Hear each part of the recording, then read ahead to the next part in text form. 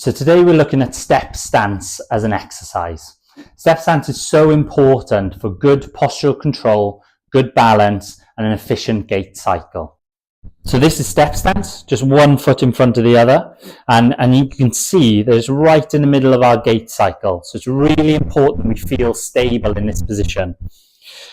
If we look at it from the side, this tends to be the point where people will move their walking aid. So whether that be a frame or whether that be a stick. And if you're not feeling balanced in this position, you'll tend to revert to a step 2 gait pattern, which just throws the efficiency of your walking off. Step stance is great because it puts our ankle and our hip in a little bit of a different position. Again, something that's more functional for walking that we tend to not really look at. So sometimes this position is just enough to make you feel really unbalanced. So you may just want to have something nearby so you can hold on to if you need it. When we're doing this, we want to make sure that we do the exercise with either leg forward, because somebody will always favour one leg and be more balanced, either in this position or this position. You want to aim to try and get up between 1 and 2 minutes, and you want to really embrace that wobble. We always try and say that. So if you're just standing there and you're absolutely perfectly still, you're not doing any benefit for your balance. You want to have a little bit of a wobble. You want to feel that ankle, hip and knee sort of working, and then muscles having to fire to keep you upright. So if that is too easy for you, you can use a step. So you can either use the bottom step of your stairs or a balance board if, again, you're looking for more progression.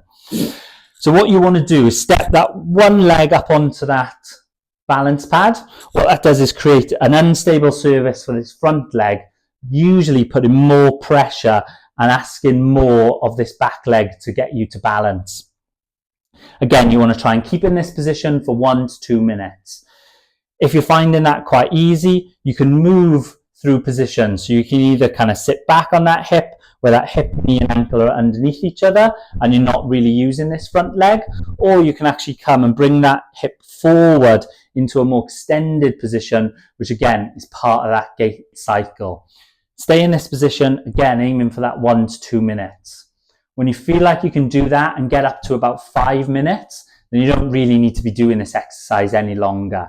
And then you can look to progress into kind of stepping, or even stepping all the way back and then all the way forward, and really working through that whole gait cycle.